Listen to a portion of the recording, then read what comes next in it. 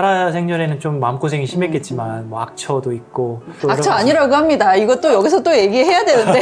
악처가 아니래요? 악처가 아니에요. 악처는 그냥 후세에 사람들이 붙인 거죠. 결혼을 해야 된다 음. 하면 좋은 처를 만나면 그냥 행복하게 잘 살면 되고 악처를 만나면 철학자가 될 것이다 이런 얘기를 네네, 그쵸. 소크라테스 자신이 한 말 아닌가? 맞아요. 근데 그 시대의 상황 네. 자체가 여성은 사실은 시민이 아니었어요. 아, 네. 그 시대의 여성은 시민이 아니었습니다. 아. 네, 직접민주제도의 시민은 노예와 여성은 직접민주제도에서의 시민에 포함되지 않아요. 네. 그 시대의 직접민주제도의 시민이라고 하는 사람은 그냥 남성이죠.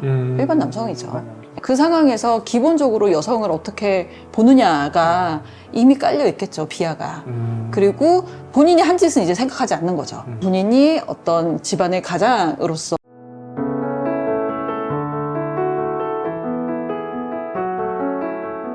그 진리의 왕자가 처음엔 철학이 있었고 그다음에 과학이 있었고 종교도 있었고 막 이런 식으로 나눠서 설명을 하는데 이것들의 하나의 주제들이 굉장히 방대하잖아요. 하나의 프레임으로서 요약을 할 때 굉장히 좋은 형태가 절대주의, 상대주의, 회의주의의 형태로서 무언가를 바라보는 그런 역할을 해요.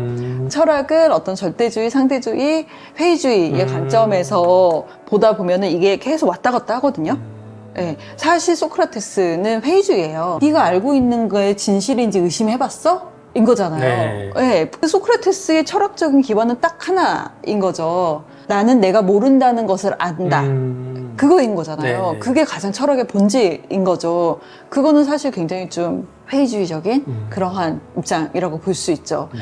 내가 무엇을 아는지 모르는지에 대해서 나는 안다. 그러니까 내가 모르는 거에 대해서는 계속 탐구하고 아는 거에 대해서는 그게 정말 아는 것인지에 대해서 계속 검토하고 이 과정을 거치면서 사실 절대주의와 상대주의가 나오죠. 네. 기본적으로 절대주의적인 사상이다라는 거는 이게 보편타당해야 돼요. 아, 불변의 진리여야 돼요. 아. 네, 시간이 흐른다고 해서 달라지거나 변화되거나 그러면 안 되는 거죠. 그리고 보편성이 있어야 되고 알고 있는 것을 의심하고 내가 무엇을 모르는지에 대해서 안다. 라는 것 자체에서 굉장히 큰 철학적 기반이 나오잖아요. 네. 플라톤의 여러 가지 사상들이 있죠. 그런데 가장 큰 거는 저는 사실은 그거라고 생각하거든요. 그러니까 결국 플라톤은 본질이 있고 현상이 있다. 아, 본질과 현상. 사는 이 삶은 그냥 그림자예요. 본질의 그림자. 이 현상은 그냥 본질의 그림자뿐이고 본질은 저기 이데아에 있다라고 이야기를 한 거죠. 그리고 그 이데아는 굉장히 보편적이고 절대적이고 진리의 역할을 하는 거죠. 근데 우리는 되게 거기에 있는 그림자인 거죠. 형이상학이라고 뭐 나중에 이름 지어지긴 했지만 그 모든 서양의 어떤 합리론적인 철학의 아버지 역할을 하는 거죠. 네. 개념으로서 이루어진 그 세계를 만든 창시자로 역할을 하고 아리스토텔레스는 사실 플라톤의 제자 그 영향을 되게 많이 받았어요. 아. 그래서 그런 세계가 없어 라고 하는 건 아니에요. 기본적으로 그 영향을 되게 많이 받았고 거기에 따라서 좀 더 발전시킨 부분도 되게 많은데 기본적으로 아리스토텔레스는 제가 보기에는 현실에 더 관심이 많은 것 같아요. 네, 플라톤이라면 무시했을 법한 네. 현실에서의 어떤 자연 철학이라든지 시학이라든지 동물학이라든지 식물학이라든지 이런 것까지 다 그 계보를 만들었잖아요. 아. 거의 그것들이 창시자잖아요. 분류학이라 그러나요? 그쵸, 예, 분류학. 카테고리. 과, 네. 목, 네. 막 이렇게 나누는 그 카테고리를 만든 네. 사람이잖아요. 현대 학문의 진짜 토대를 만들었네요. 그쵸. 예. 그리고 되게 재밌는 게 아리스토텔레스의 제자가 또 알렉산드로스 대왕. 예. 근데 알렉산드로스가 최초의 도서관을 만들었죠. 그리고 최초의 동물원을 만들었어요. 스승의 영향을 많이 받았네요. 네, 네. 그러한 현실적인 부분에 대한 관심을 되게 많이 가졌는데, 아리스토텔레스는 그 본질과 현상이 똑같이 있다라고 생각을 했는데, 플라톤의 본질과 현상하고 좀 다른 게, 플라톤은 본질은 이데아로서, 개념으로서 존재하고, 우리는 그냥 거기에 대한 그림자, 현상으로 일어나는 그림자로서 본다면, 이념적인 거에 대해서 생각할 수 있는 거리를 많이 주기는 하지만, 일상이 되게 남나하고 추레해지죠. 우리는 그냥 그림자의 그렇죠. 존재가 되고, 아리스토텔레스는 조금 달랐어요. 본질이 진료고, 진료라는 말은, 그러니까 이런 의자, 책상, 이런 거 다 나무로 만들어졌잖아요. 네. 본질은 나무예요. 예. 그리고 현상은 이런 책상, 의자로서 그 진료로서 만들어진 어떤 가능태예요. 그래서 아리스토텔레스는 이게 좀 느낌이 다르죠. 똑같이 본질과 현상이 있는데 본질은 진료, 그 재료 그 자체고 현상은 그것으로서 이루어질 수 있는 가능태를 본 거예요. 그냥 그림자가 아니라 스승은 현상을 그림자로서 봤는데 제자는 그것을 가능태로서 오. 봤으니까 그 가능태가 이루어지고 있는 그것들에 대해서 관심을 기울일 수밖에 없잖아요. 그림자를 보는 시간이네요. 그림자에서 가치를 발견했어요. 그쵸. 네, 예, 네. 그래서 그 가치에 대해서 굉장히 큰 관심과 사랑을 두고 네. 그것들은 어떻게 이루어져 있지? 에 대해서 굉장히 신경을 많이 썼죠. 그러니까 스승이 좀 합리론에 그 초석을 다졌자면 이 사람은 경험론의 초석을 다진 사람이다라고 볼 수가 있죠. 다음 책, 저희 2부의 서양 근대 철학. 중세와 근대 철학에 대해서 나오죠. 그때 합리론 경험론에 네, 대해서 네. 이제 나오는데 네. 그거에 또 예고편을 말씀해 주신 네. 아리스토텔레스도 재밌고 그런 면에서 좀 플라톤이 좀 덜 매력적으로 느껴지는데요. 매력 있기는 한데 뭐 그 정도로 좋아하진 않고요. 플라톤은 또 그것도 있어요. 소크라테스가 본인이 쓴 책이 하나도 없잖아요. 네. 다 플라톤의 이름으로써 써진 거죠. 소크라테스의 변명도 플라톤이 썼잖아요. 네. 네. 나중에는 그러니까 스승에 대한 굉장히 큰 존경심을 담아서 쓰긴 했지만 나중에는 자신의 사상을 소크라테스의 이름으로써 이렇게 했다라는 그럴 수 있죠. 네. 그럴 수 있겠는데. 네, 그런 이야기도 많이 듣기도 하고 플라톤이 매력이 없다라고 했지만 그게 좀 느껴져요. 그러니까 소크라테스 그 저렇게 위대한 스승을 정말 지혜로운 사람을 자신의 삶으로서 자신의 철학을 증명하려고 한 너무 위대한 사람이잖아요. 예. 정말 성인의 스승을 이 우매한 아테네 국민들이 죽게 했다. 거기에 대한 굉장히 가슴 깊은 슬픔이 느껴져요. 그래서 플라톤이 사실 나중에 그 매력이 없는 이유 중에 하나가 철인 정치를 또 이야기를 하잖아요. 네. 그래서 군주는 군주답게, 신하는 신하답게, 백성은 백성답게 이 여기에 대해서 이야기를 할 때 우리 같이 민주주의가 너무 일상화되고 일반화되고 이것이 디폴트인 우리가 보기에는 너무 재수없죠. 네. 꼰대도 저런 꼰대가 없고 그러면 우리를 뭘로 보는 거야? 막 이런 생각이 들잖아요. 이 민주주의가 디폴트인 우리가 당연히 느낄 수밖에 없는 어떤 시대적 한계가 있는 거죠. 근데 저는 거기에서 또한 플라톤이 그냥 개인의 관점으로만 본다면 그렇게 존경하는 스승을 죽게 한 이 사람들이 정말 꼴보기 싫었나 보다. 그것을 제가 옹호하는 게 아닙니다. 그냥 개인으로서 스승을 얼마나 사랑했는지 그 비통함이 좀 느껴지기는 해요.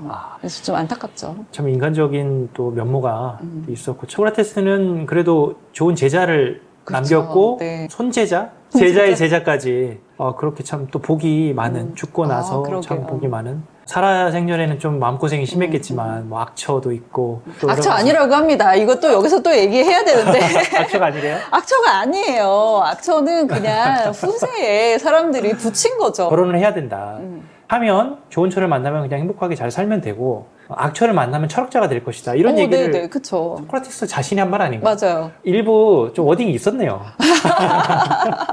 네. 네. 그런 부분이 있었고, 근데 그 시대의 상황 네. 자체가 여성은 사실은 시민이 아니었어요. 네. 그 시대의 여성은 시민이 아니었습니다. 아. 네, 직접민주제도의 시민은 노예와 여성은 직접민주제도에서의 시민에 포함되지 않아요. 네. 그 시대의 직접민주제도의 시민이라고 하는 사람은 그냥 남성이죠. 일반 남성이죠. 일반 남성. 그 상황에서 기본적으로 여성을 어떻게 보느냐가 이미 깔려 있겠죠, 비하가. 그리고 본인이 한 짓은 이제 생각하지 않는 거죠. 본인이 어떤 집안의 가장으로서 경제 생활을 하고 생계를 유지하고 거기에 대해서는 하등 신경 쓰지 않고 자기는 맨날 이제 노닥거리고 얘기하고 잘생긴 아테네 청년들하고 그러니까 여성을 별로 좋아하지 않고 무조건 네. 남성 비남성 으로서 자리매김되는 위치가 있는 거잖아요. 그 위치에서 동등한 존재로 보지 않았고 맨날 그 잘생긴 아테네 청년들하고 놀러 다니면서 이제 대화하고 그 청년들이 너무 좋아하고 추앙하고 그 상황에서 동성애자라는 소문이 있었죠. 소문. 모든 철학자나 모든 그 사람들은 그 시대의 맹점을 갖고 있어요. 네, 네. 지동설, 천동설도 다 그렇게 보이니까 그럼요. 그런 거고 칸트가 이제 코페르니쿠스적 전환이라고 한 사람들이 보이는 대로 믿는 어떤 맹점을 보지 못하는 인식을 소크라테스도 있었을 수 있겠다라고 네. 볼 수 있는 거네요. 그럼요. 예전에 엄청 많은 천재들을 보면서 왜 그 시대에 그렇게 위대한 천재가 이런 거는 왜 생각 못했어요? 네. 라고 이야기를 하잖아요. 맞아요. 그 아마 프톨레마이오스라는 아, 사람이 그쵸. 천동설을 그쵸. 주장할 만한 권위가 있었고 지적인 어떤 훌륭함도 있었지만 못 본 거잖아요. 그렇죠. 그리고 그것이 사실은 그 시대의 한계가 있는 거죠. 그들은 그냥 인간이에요. 거기에 있어서 그 시대에 고대 아테네, 고대 그리스 시대에 왜 여성을 인간으로 보지 않았냐? 네. 라는 거에 대해서 당신은 그것을 뛰어넘어야 되는 거 아니냐, 당신 성인 아니냐라고 이야기할 수는 없는 거라고 생각해요. 그렇다면 사실은 그것도 있잖아요. 왜 노예는 왜 내버려 뒀어요? 노예제는 왜 찬성했어요? 그렇네요. 왜 네. 노예 입장을 대변하지 못했습니까? 네. 네. 그렇게 이야기할 수 있는 건 사실은 지금은 뭐 다 할 수 있죠. 하지만 그는 그 시대에 분명히 한계 안에 있었고 그 안에서 무엇이 가져가야 하는지에 대해서 치열하게 고민한 거를 우리가 무시할 수는 없죠. 그가 말하고 싶어 하는 거에 대해서 비판을 해야지 그가 말하고자 하지 않으려고 했던 거 혹은 관심이 없던 것에 대해서 우리가 왜 그거를 하지 않았냐라고 이야기 물론 할 수는 있겠지만 네. 정확하게 그가 원하는 방식은 아닐 것 같다. 네, 정확하게 이야기하는 건 아닌 것 같다라는 생각을 많이 해요. 근데 우리가 뭐 100을 기대할 수는 없잖아요. 그러니까 그 시대에 소크라테스가 했던 것 자체도 엄청난 혁신이었고 윤리적인 삶 그런 것 자체가 그때는 많이 경시됐던 분위기였기 때문에 어떤 사람들이 자신의 삶을 지행하빌이라는 측면에서 돌아볼 수 있는 그거의 단초와 그거의 어떤 문을 열었다는 면에서 또 굉장히 큰 의미가 있기 때문에 저는 한 사람이 그걸 했다라는 것 자체도 그럼요. 엄청난 엄청 대단하죠. 대단한 거. 예, 요즘처럼 뭐 SNS나 정치적인 어떤 네트워크에 연결돼 있는 것도 아닌데 그거는 정말 위대한 측면이라고 좀. 다음 2탄에서는 이제 중세 그리고 근대 철학을 나눌 텐데 참 유명한 철학자들 참 많아요. 이제 근대 철학의 아버지라고 하는 저기 데카르트. 예, 생각한다 그리고 존재한다. 데카르트도 있고 또 스피노자.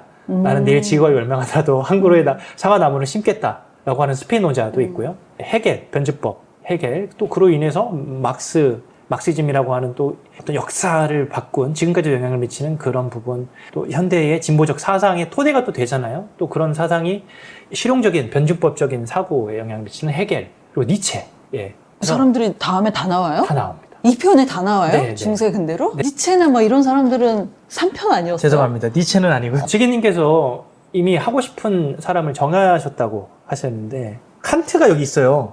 그 이성의 시대를 활짝 연 네. 예, 순수 이성 비판, 실천 이성 비판인가요? 근데 철학에서의 정말 거장이고 데카르트가 문을 열었다면 또 칸트가 또 정점을 찍은 또 이런 부분이 있는데 칸트를 하기로 하셨다고. 네. 네. 전 데카르트와 칸트 좋아합니다. 아, 데카르트, 칸트를 메인으로 하고 데카르트를 양념으로 하시겠습니까? 저는 일단 스피노자, 예, 스피노자를 메인 디쉬로 하고요. 그다음에 헤겔을 사이드 디쉬로 해서 헤겔은 사실 오늘 했던 헤라클레이토스와 그러게요. 연결되네요. 네. 다루면 좋을 것 같습니다.